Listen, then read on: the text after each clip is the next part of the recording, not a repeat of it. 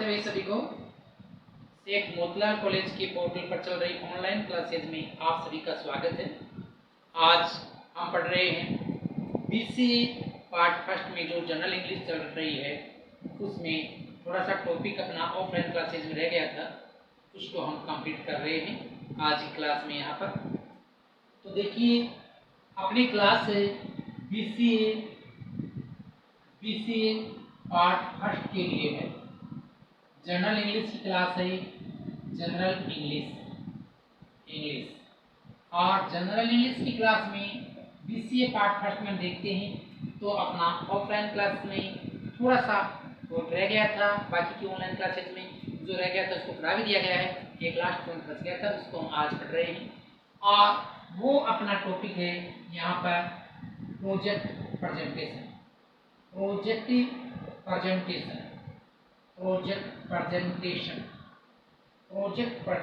है अपना। Project presentation ये यूनिटी 5th में है और whole syllabus is divided here in 5 units. In unit 5th, this project presentation has been given to us. Now we study this point. Project presentation क्या है? Project presentation को तो बाद में पढ़ते हैं, पहले प्रोजेक्ट को देखते हैं। प्रोजेक्ट क्या होता है? देखिए, प्रोजेक्ट को देखिए तो हम इसका डिक्शनरी सेंस देखें तो definitely formulated piece of working to achieve a certain aim। Project का ये सेंस अपने सामने आ रहा है। Definitely formulated piece of work, ये फॉर्मुलेटेड पीस ऑफ वर्क होता है और ये एक डेफिनेट एम के लिए होता है। और हम इसको देखें तो प्रोजेक्ट क्या हो सकता है? प्रोजेक्ट है ये अपने आप में एक प्लान्ड वर्क हो सकता है, एक प्लान्ड वर्क, एक नियोजित कार्य, प्लान्ड वर्क और एक्टिविटी। प्लान्ड वर्क या एक्टिविटी कर सकते हैं हम, activity for a definite purpose और एक डेफिनेट पर्पस के लिए होता है ये प्रोजेक्ट। मान लीजिए कोई ब्रिज बनाया जा रहा है, वो भी एक प्रोजेक्ट है। और हमारे लिए ये प्रोजेक्ट कैसा होगा? हमारे लिए ये प्रोजेक्ट स्टडी से संबंधित होगा, किसी पॉइंट के ऊपर स्टडी। तो हम ये देखते हैं तो ये हमारे सेंस में ये होना चाहिए प्रोजेक्ट का sense, a specific study. Project का मतलब हुआ एक स्पेसिफिक स्टडी है प्रोजेक्ट है। और स्पेसिफिक स्टडी किसके लिए, किसके ऊपर? ऑन ए पर्टिकुलर पॉइंट, किसी पर्टिकुलर पॉइंट के ऊपर होती है ये स्टडी। और पर्टिकुलर पॉइंट किसमें हो? In a subject during a particular time, during a particular period of time। निश्चित समय होता है, उस समय के दौरान किसी सब्जेक्ट विशेष में एक पॉइंट विशेष के ऊपर एक स्पेसिफिक स्टडी होती है। ये प्रोजेक्ट ये स्टूडेंट्स को करने के लिए दिया जाता है। आपके यहाँ बीए पार्ट फर्स्ट में तो नहीं है प्रोजेक्ट से संबंधित बात की, लेकिन अभी सेकेंड ईयर में जावा जैसे पेपर आपके उनमें प्रोजेक्ट आएगा। अब यहाँ पर ये अपने इंग्लिश के सिलेबस में दे दिया है, थियोरेटिकल पॉइंट के रूप में थोड़ा सा मैट्रिक्स का इसका थोड़ा सा परिचय दिया है, इसलिए हमें ये पढ़ना पड़ रहा है। तो ये तो है प्रोजेक्ट के बारे में देखिए, हम देखते हैं प्रोजेक्ट प्रेजेंटेशन क्या है, किसको हम प्रोजेक्ट प्रेजेंटेशन कहेंगे। प्रोजेक्ट को प्रेजेंट करना ही प्रोजेक्ट प्रेजेंटेशन है, या हम ये कहेंगे प्रोजेक्ट प्रेजेंटेशन का मतलब क्या हुआ? The explaining of a project, किसी प्रोजेक्ट को एक्सप्लेन करना बिफोर के सामने, किसके सामने? The evaluators, evaluators is the project presentation, यही प्रोजेक्ट प्रेजेंटेशन है। और जो प्रोजेक्ट प्रेजेंटेशन क्या है, इवेल्युएटर्स एग्जामिनर्स जो आपका आकलन कर रहे हैं उनके सामने यदि आप जो प्रोजेक्ट आपने बनाया है, तैयार किया है, उसको आप एक्सप्लेन करके अच्छी तरीके से बता देते हो, समझा देते हो उनको, तो दैट्स द प्रोजेक्ट प्रेजेंटेशन, वही प्रोजेक्ट प्रेजेंटेशन है। इसी को हम प्रोजेक्ट प्रेजेंटेशन कहेंगे। अब देखिए, प्रोजेक्ट प्रेजेंटेशन में आपको प्रोजेक्ट तैयार करना पड़ता है। एक स्टूडेंट के रूप में आपको प्रोजेक्ट दिया जाता है, वो आपने तैयार किया, फिर आपके एग्जामिनर के सामने उसको प्रेजेंट करके आपको बताना पड़ता है कि ये मैंने इस चीज़ के ऊपर प्रोजेक्ट बनाया है और ये मेरा प्रोजेक्ट है, ये सिद्ध करता है। यहाँ पर आपको एक्सप्लेन करके बताना पड़ता है, दैट्स योर प्रोजेक्ट प्रेजेंटेशन, वो आपका प्रोजेक्ट प्रेजेंटेशन है। अब हम प्रोजेक्ट प्रेजेंटेशन के बाद में देखिए, हम ये देखेंगे कि प्रोजेक्ट प्रेजेंटेशन इफेक्टिव कैसे हो, इफेक्टिव प्रोजेक्ट प्रेजेंटेशन में क्या क्या आना चाहिए। तो यहाँ पर देखिए, हमें सबसे पहले एक क्वेश्चन आता है अपने दिमाग में,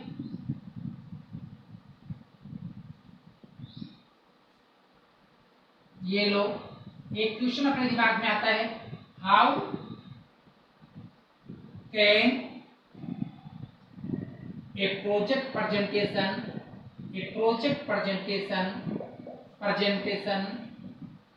how can a project presentation be effective, ये इफेक्टिव कैसे हो सकता है, इस पर हम विचार करेंगे। प्रोजेक्ट प्रेजेंटेशन इफेक्टिव कैसे हो सकता है, ऐसे अपना क्वेश्चन भी आ सकता है परीक्षा में।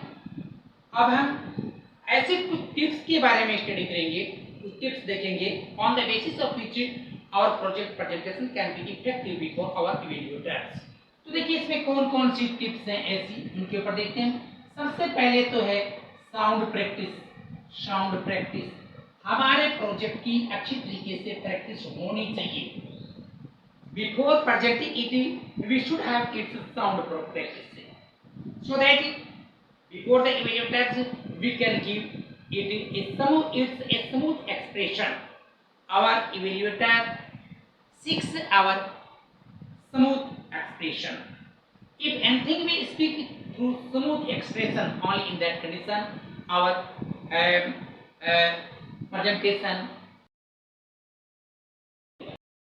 साउंड प्रैक्टिस इसकी पहले प्रैक्टिस होनी चाहिए अच्छी तरीके से, बिफोर प्रेजेंटिंग इट, इसको प्रेजेंट करने से पहले हमारी इसकी अच्छी तरीके से प्रैक्टिस होनी चाहिए, ताकि कहीं पर हकलाहट न हो, कहीं पर रुकावट न हो, कहीं पर कोई एम्बिग्युइटी नहीं आए और एक स्मूथ एक्सप्रेशन में आप इसको दे सको। तो ये इसलिए इसकी साउंड प्रैक्टिस अपनी शुरुआत में होनी चाहिए अपने पास में। दूसरी बात देखिए क्या है, टाइम मैनेजमेंट। इसका अच्छे खासे तरीके से टाइम मैनेजमेंट होना चाहिए। ये भी एक प्रकार से एग्जाम है, ये मान लो, ये एक प्रकार से ओरल एग्जाम आपकी ये प्रोजेक्ट प्रेजेंटेशन है, इसमें भी डेफिनेट टाइम होता है। Within the prescribed period of time you have to cover up your whole presentation. तो प्रेजेंटेशन आपको जब पूरा आपको दिए गए समय के भीतर करना है, तो ऐसी स्थिति में आपको क्या करना चाहिए, आपका टाइम मैनेजमेंट होना चाहिए। इस तरीके से आपको ध्यान रखना है कि आपको इंट्रोडक्शन पार्ट में कितना टाइम लगाना है, और आपको जो बॉडी पार्ट है, जो मिडल पार्ट है, जो मेन पार्ट है आपके प्रेजेंटेशन का, उसमें आपको इतना टाइम लगाना है, और उसके कंक्लूजन पार्ट में इतना टाइम लगाना है, और अंत में आपको सफिशिएंट टाइम क्वेश्चनरी के लिए बचाए रखना है। क्योंकि आप ये मान करके चलना है कि definitely your evaluators, your examiners will ask you questions on what you have spoken and then you have to answer appropriately. तो आपको उचित आंसर आप तभी दे पाओगे when you have enough time to answer, otherwise the evaluators will declare the time up and in that condition it will be a very much critical question book for you. तो आप देखेंगे, देखिए ये तीसरा पॉइंट अपना और देखते हैं। देखो, साउंड प्रैक्टिस है अपनी, टाइम मैनेजमेंट है अपना अच्छा, तो उसके बाद में देखिए इफेक्टिव क्वेश्चनरी होनी चाहिए अपनी, इफेक्टिव क्वेश्चनरी अपनी इफेक्टिव होनी चाहिए, इफेक्टिव क्वेश्चनरी। देखिए, आप आपके इवेल्युएटर्स हैं, आपके एग्जामिनर्स हैं, वो डेफिनेटली आपसे क्वेश्चन पूछेंगे। आपका जब उनको ऐसा लगेगा कि आपने प्रेजेंटेशन पूरा कर दिया है, उसके बाद में हो सकता है वो बीच में भी आपसे किसी पॉइंट पर प्रश्न पूछ सकते हैं, बीच में पूछे जा सकते हैं, क्वेश्चन बाद में पूछे जा सकते हैं। But whenever they ask you questions, you have to appropriately answer them. Appropriate answer आपको उनको देना है, और अप्रोप्रिएट आंसर आप कब दे पाओगे? जब आपके पास में अच्छी प्रैक्टिस है उसकी, अच्छा आपके पास में टाइम मैनेजमेंट है, और ध्यान में ये रखना है मोटे तौर से, तो देखना आप आंसर दे रहे हो, इसमें आपका आंसर है वो टू द पॉइंट होना चाहिए। पहली बात तो टू द पॉइंट एक्सप्रेशन होनी चाहिए आपकी। दूसरी बात है आपकी यहाँ पर इफेक्टिव एक्सप्रेशन में होना चाहिए। आपका आंसर है इफेक्टिव एक्सप्रेशन, तो यहाँ से चलती आएगी। प्रैक्टिस कर रहे हो आप जब प्रेजेंटेशन कर रहे हो वो भी इफेक्टिव एक्सप्रेशन में होना चाहिए, लेकिन आपका आंसर है वो टू द पॉइंट होना चाहिए। और पूर्णतया ये आपका आंसर है फ्री फ्रॉम एम्बिग्यूटी। ये किसी प्रकार की एम्बिग्यूटी इसमें नहीं होनी चाहिए आपके आंसर में। आप आंसर दे रहे हो तो आपको ये लगना है कि जितना क्वेश्चन देखिए, पहली बात जितना क्वेश्चन पूछा है उतने का आंसर देना है। आपको आवश्यकता से ज्यादा लेंदी नहीं बनाना उसमें, तो एकदम एग्जैक्ट आंसर देना है आपको। टू द पॉइंट का मतलब यही होता है। आप देखेंगे आगे 4 नंबर पॉइंट पर हम देखते हैं तो इफेक्टिव पर्सनालिटी। यहाँ पर इफेक्टिव पर्सनालिटी भी एक महत्वपूर्ण ऑप्शन है। यहाँ आपके प्रेजेंटेशन को इफेक्टिव बनाने का एक महत्वपूर्ण उपाय के भीतर आता है इफेक्टिव पर्सनालिटी। हम देखते हैं, देखो यू तो जो पर्सनालिटी जो वर्ड है इसका एक वाइड सेंस है, और वाइड सेंस है इसलिए whatever you do comes to your personality, becomes a part of your behavior, and every part of your behavior comes to your personality। हम ये देखेंगे, देखिए कि यहाँ पर साउंड प्रैक्टिस है, यहाँ पर अच्छी प्रैक्टिस कर रहे हो, आपकी प्रैक्टिस अच्छी है, ये भी आपका एक पर्सनालिटी का पार्ट है। टाइम मैनेजमेंट भी आपकी पर्सनालिटी का पार्ट है। आप ट्यूशन में क्वेश्चंस का इफेक्टिव तरीके से आंसर देते हो, that's also a part of your personality. But apart from this personality have some other features also. Your personal attitude, your behavioural attitude at the time of presentation, ये भी आपकी effective personality में आता है। तो यहाँ पर देखिए पहली बात तो ये है कि आपका पर्सनालिटी में ये पॉइंट ध्यान रखना चाहिए आपके लिए। देख पहली बात तो इक्वल अटेंशन, आपका अटेंशन इक्वल होना चाहिए सबके प्रति। आपको ये देखना है कि आपके ऑडियंस में कितने हैं, आपकी इवेल्युएटर जी हैं, एग्जामिनर जी हैं, या एग्जामिनर्स के अलावा भी और भी कोई बैठ सकते हैं, एग्जामिनर्स के समकक्ष आदमी जो कि वास्तव में एग्जामिनर तो नहीं, इवेल्युएटर नहीं है, but they want to listen to what you speak, तो वो बैठ सकते हैं आपके प्रेजेंटेशन को सुनने के लिए। तो आपका ध्यान सबकी तरफ इक्वल होना चाहिए, किसी कहीं एक की तरफ नहीं, आपका इक्वल अटेंशन होना चाहिए। और दूसरी बात साथ में ही आपकी देखिए यहाँ पर आपकी पर्सनालिटी बनेगी, इसमें आपकी इफेक्टिव एक्सप्रेशन होनी चाहिए, आपकी एक्सप्रेशन होनी चाहिए, आपकी अभिव्यक्ति वो इफेक्टिव होनी चाहिए यहाँ पर, और आपका प्रोनाउंसिएशन है वो एग्जैक्ट होना चाहिए, एग्जैक्ट होना चाहिए, एग्जैक्ट प्रोनाउंसिएशन आपका एग्जैक्ट होना चाहिए। और दूसरी बात प्रोफेशनल एटीट्यूड होनी चाहिए आप में प्रोफेशनल एटीट्यूड आपकी दिखनी चाहिए। एटीट्यूड जिस प्रोफेशन से रिलेट करते हो आप, ये माना जाता है कि आप ये कोर्स है आपका और आप ये प्रोफेशन करोगे, इस प्रोफेशन दायरे में आ जाओगे, तो वो प्रोफेशनल एटीट्यूड आप में दिखनी चाहिए। Your evaluators while having your presentation try to find out if you have the certain professional attitude और नॉट। आप में प्रोफेशनल एटीट्यूड है या नहीं, ये बात आपके जो इवैल्यूएटर्स हैं वो देखना चाहते हैं। ये बातें हैं देखो अपने प्रेजेंटेशन को इफेक्टिव बनाने के लिए। इन्हीं को हम एक साथ में एक नाम दे सकते हैं, 4 पॉइंट को, sound practice, time management, effective questionnaire और इफेक्टिव पर्सनालिटी। इसको एक नाम दे सकते हैं। देखिए टर्म आती है, ये किस क्या है, इसेंशियल्स हैं, इसेंशियल्स ये आवश्यकताएं हैं और इफेक्टिव प्रेजेंटेशन, ये इफेक्टिव प्रेजेंटेशन की आवश्यकताएं हैं। Presentation, to make your presentation effective you must have all these features. और अब हम आगे चलेंगे, अब आगे देखते हैं हम। देखिए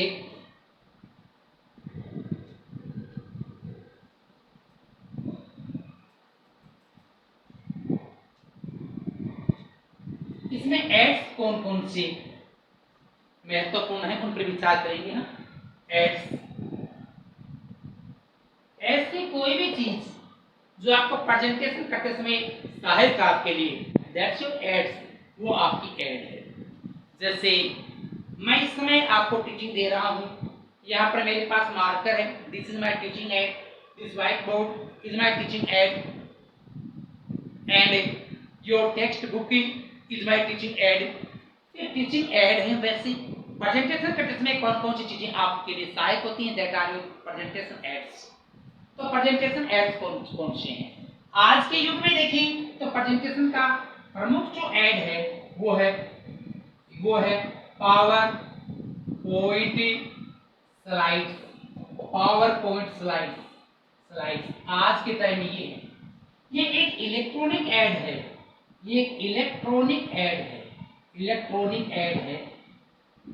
जैसे मैं यहाँ पर लिख रहा हूँ पावर पॉइंट स्लाइड्स में, स्क्रीन पर जो कुछ आप बोलते हो वो स्क्रीन पर दिखता जाता है, साथ में जो कुछ आप बोल रहे हो स्क्रीन पर आपको दिखता जाता है। तो वो पावर पॉइंट स्लाइड्स हैं, वो आपके प्रेजेंटेशन को इफेक्टिव बनाने में कामदर्शित होती हैं। आपकी सुनते भी हैं और विजुअलिटी के रूप में इसको जो क्या लिखा हुआ उसको देखते भी रहते हैं। साथ में देखिए अगला क्या है, अपना दूसरा पॉइंट है यहाँ पर चार्ट्स।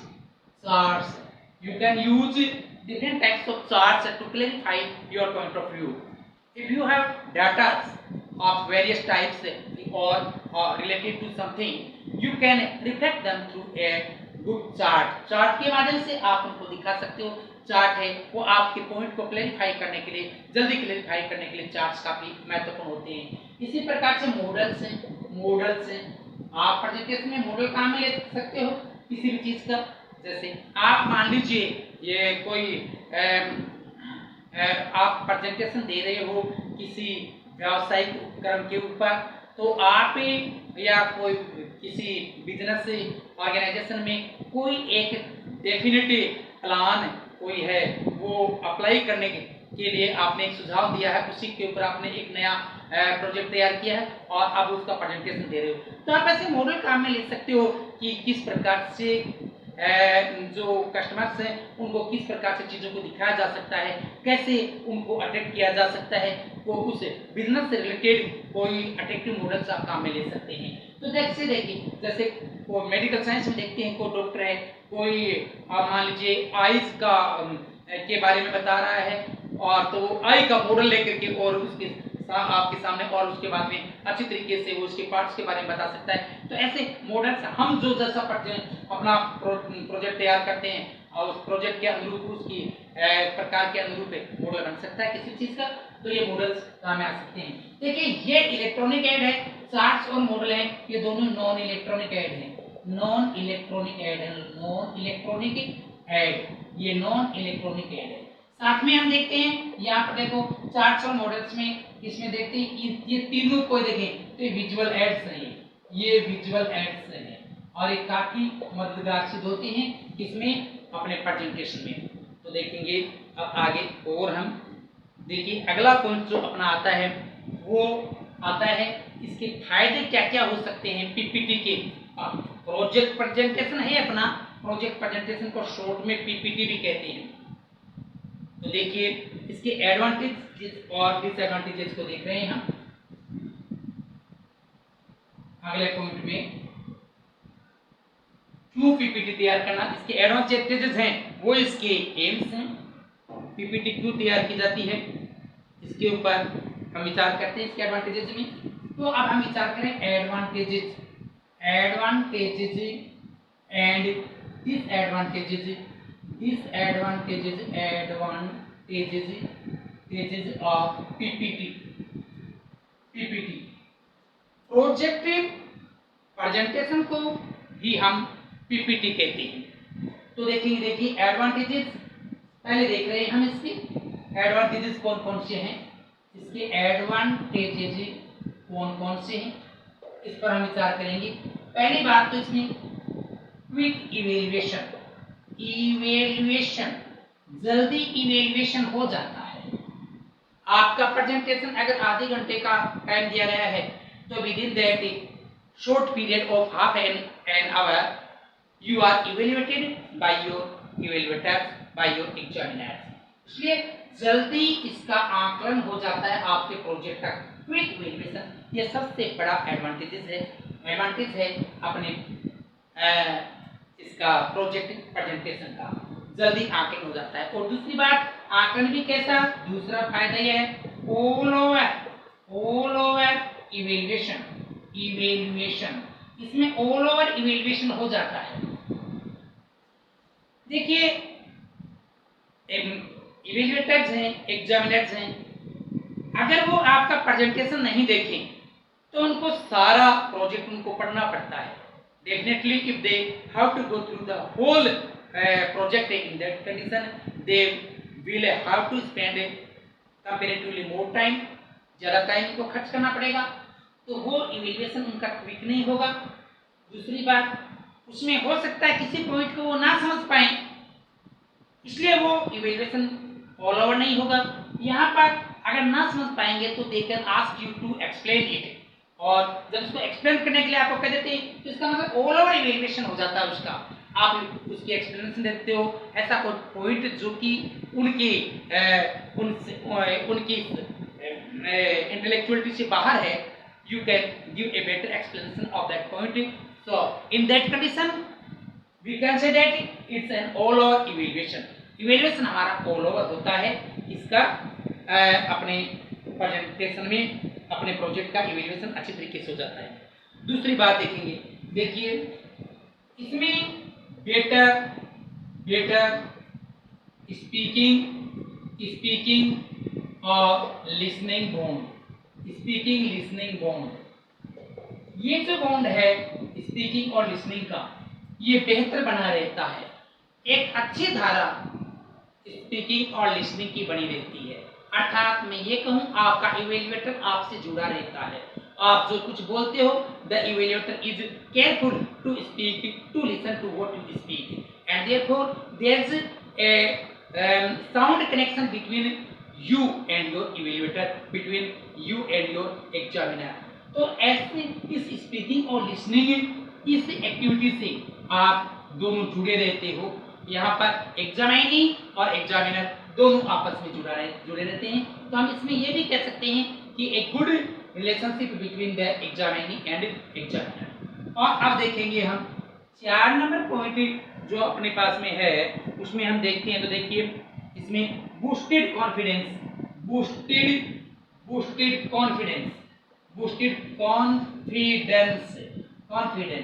देखिए आपका कॉन्फिडेंस से प्रबल रहता है इसमें। जब आप इस प्रकार से अपने प्रेजेंटेशन देते हो अपने एग्जामिनर्स के पास में, एक बार आपने स्टार्ट कर दिया है, उसके बाद में आप कॉग्निटिवली आप कनेक्ट हो जाते हो एग्जामिनर से, इवैल्यूएटर से, अपने लिसनर से। When you get yourself cognitively connected to your listeners, in that condition your confidence automatically gets boosted up। आपका कॉन्फिडेंस अपने आप ही बढ़ता है। जब हमें ऐसा लगता है कि whatever we speak is listened to carefully, in that condition we speak with more confidence। This situation happens even with an examinee while presenting a project presentation, when he happens to know that whatever he speaks is being listened to carefully, in that condition his confidence gets boosted up। उसका confidence है वो ज़्यादा boosted हो जाता है, ज़्यादा प्रबल हो जाता है, और जैसे जैसे उसका कॉन्फिडेंस बढ़ता है वो अपने बड़े कॉन्फिडेंस के साथ में वो और इफेक्टिव तरीके से अपने प्रेजेंटेशन को प्रस्तुत करता है। और अब देखिए हम एक पॉइंट इसमें और देखेंगे कि ये फ्री फ्रॉम एम्बिग्यूटी, अगला पॉइंट है इसमें फ्री फ्रॉम एम्बिग्यूटी,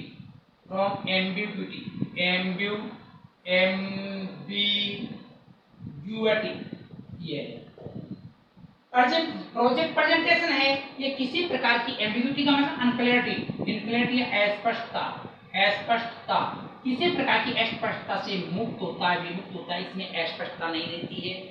अगर मान लीजिए रिटर्न जो वर्क है उसी को ही इवैल्यूएट करना है इवैल्यूएटर्स के द्वारा, तो जैसा कि हमने पहले चर्चा की थी, हो सकता है रिटर्न वर्क में कोई ऐसा पॉइंट हो जो कि एग्जामिनर की इंटेलेक्चुअलिटी से बाहर हो, तो ऐसी स्थिति में वो वहाँ पर एम्बिग्यूटी आ जाती है। या हो सकता है किसी पॉइंट में आपका इंटेंशन दूसरा हो और एग्जामिनर उसका इंटेंशन को दूसरा मान ले, लेकिन जब आप उसको ओरली प्रेजेंट कर रहे हो before the evaluators, before the examiners, in that condition if if any ambiguity tries to prevail there, the listeners wanted to ask the related question.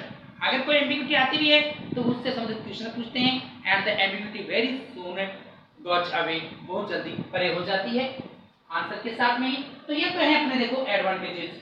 अगर हमें एडवांटेज पूछा जाए कि प्रोजेक्ट प्रेजेंटेशन के क्या क्या एडवांटेजेस हैं, तो ये एडवांटेजेस हैं। हम एडवांटेजेस को पहले भी मैं बता चुका हूँ, एडवांटेजेस हैं जितने भी इनको हमें एम्स भी मान सकते हैं, ऑब्जेक्टिव्स भी मान सकते हैं। ऑब्जेक्टिव्स लक्ष्य, ये लक्ष्य है हमारा, यही लक्ष्य है प्रोजेक्ट प्रेजेंटेशन की कि ताकि to get a quick evaluation, to get an all over evaluation, और to have a better speaking listening bond, और to have a boosted confidence, और to make the content free from ambiguity. ये ही objectives हैं। देखिए कोई भी काम करते हैं और any type of a work we can do, but that work has some applied objectives, and if those applied objectives are fulfilled, it means we get some benefit, and the benefits are the advantages। अब चलेंगे हम देखो आगे इसके disadvantages देखेंगे हम। Disadvantages, project presentation के disadvantages कौन कौन से हैं इस पर विचार करते हैं हम। डिसएडवांटेजेस, तो अब हम देखते हैं डिसएडवांटेजेस। दोष क्या क्या है इसके। देखिए दोष इसमें सबसे प्रबल दोष इसका है सब्जेक्टिव बायस। सब्जेक्टिव बायस ये एक प्रकार से इसमें सब्जेक्टिव आधार बन जाता है इवैल्यूएशन का। ये सब्जेक्टिव आधार क्या होता है, सब्जेक्टिव बायस क्या होता है, एग्जामिनर चाहे उतने नंबर दे, एग्जामिनर का खुद का पर्सनल प्रेजुडाइजिंग नेचर है वो प्रभावित करते हैं। यहाँ ऑब्जेक्टिव बायस नहीं होता इवैल्यूएशन का, सब्जेक्टिव बायस बन जाता है ऑफ इवैल्यूएशन। और ये आप आगे लिख सकते हो इवैल्यूएशन में या इवैल्यूएशन का सब्जेक्टिव बायस बन जाता है। कई बार ये भी तो होता है कि एग्जामिनर की धारणा किसी पॉइंट के बारे में दूसरी होती है और आपकी दूसरी होती है, और ऐसी स्थिति में एग्जामिनर है वो उसमें मार्क्स कम देता है। वो उसमें अर्थात मार्क्स कितना देना कैसा देना ये पूरा एग्जामिनर के हाथ में होता है। यहाँ पर nobody can challenge him here, his own mentality, his own attitude gives a certain effect to the scoring system। Examiner की खुद की मेंटलिटी, खुद की उसकी एटीट्यूड, उसकी खुद की इंटेलेक्चुअलिटी प्रभावित करती है स्कोरिंग को यहाँ पर। इसीलिए हम कहते हैं कि ये सब्जेक्टिव बायस है, इसका इवैल्यूएशन का सब्जेक्टिव बायस है। और इसी प्रकार से आगे हम देखते हैं कि देखो दूसरा इसका डिसएडवांटेज ये है, इसमें ओवर कंसाइजनेस होती है। ओवर कंसाइजनेस का संक्षिप्तता, इसमें ज्यादा संक्षिप्तता आ जाती है, प्रेजेंटेशन में ज्यादा संक्षिप्तता आ जाती है।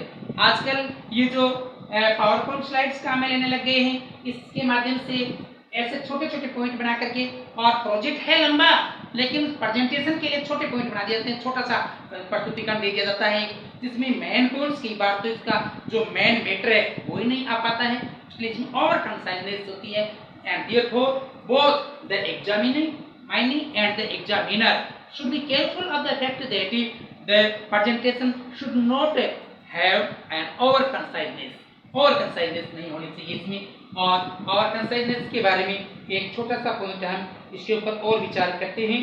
और इसमें देखिए, इसमें पर्सनल, इसमें देखो एक्सपोजिशन ऑफ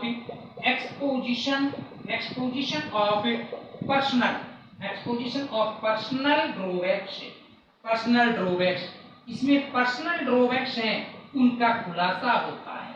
पर्सनल खामी होती है व्यक्ति में, तो पर्सनल खामियों का खुलासा होता है। इसमें पर्सनल खामियों का खुलासा कैसे होता है हम देखते हैं। पर्सनल खामी क्या क्या है, मान लीजिए कि किसी की एक्सप्रेशन अच्छी नहीं है, उसको हॉल्टिंग होती है, हकलाता है, हॉल्टिंग है, मान लीजिए वो हकलाता है, अच्छी एक्सप्रेशन उसकी नहीं है, तो इस प्रेजेंटेशन में वो सामने आती है। मान लीजिए किसी का प्रोनाउंसिएशन है वो इन एग्जैक्ट प्रोनाउंसिएशन अच्छा नहीं है, तो वो सामने आता है। प्रोनाउंसिएशन सामने आता है। अगर मान लीजिए किसी का पर्सनल लुक है वो अच्छा नहीं है तो वो सामने आता है पर्सनल लुक। तो कहने का मतलब है कि जो व्यक्तिगत खामियां होती हैं व्यक्ति में वो प्रेजेंटेशन में सामने आती हैं। ये हम डिसएडवांटेज के बारे में देखते हैं। ये देखो यहाँ पर ये 3 पॉइंट आपके इसके डिसएडवांटेजेस के बारे में देख लेंगे। बाकी है अपना एडवांटेजेस के बारे में 5 पॉइंट हो गए। ये देखो मोटे मोटे तौर से कहा जाए तो प्रोजेक्टिव प्रेजेंटेशन के बारे में, पीपीटी के बारे में एक थोड़ा सा छोटा सा परिचय आपके सिलेबस में दिया गया है, जो कि मैंने अभी आपको समझाया है, पढ़ाया है। प्रोजेक्ट क्या होता है, प्रोजेक्ट कैसे तैयार करता है, that doesn't come to the sphere of our syllabus. ये अपने सिलेबस में नहीं दिया गया। प्रोजेक्ट का प्रेजेंटेशन करना ही अपने सिलेबस में दिया गया है। तो मेरे विचार से ये पॉइंट आपने अच्छे तरीके से ग्रहण किए होंगे और आप एक बार दोबारा वीडियो को देख लेंगे। अगर आप कोई खामी रहती है तो कमेंट करके पूछ लेंगे, आप कमेंट करके पूछ लेंगे मुझे। और बाकी अगर अब आपका सिलेबस तो इसमें कंप्लीट हो गया, फिर भी आपकी कोई दिक्कत है तो आप बता देंगे, सजेस्ट कर देंगे, कोई भी पॉइंट कोई भी पढ़ा देंगे आपको दोबारा। और अब हम दोबारा किसी वीडियो के साथ में आपके समक्ष आए। तब तक के लिए आपको धन्यवाद। नमस्कार, जय हिंद।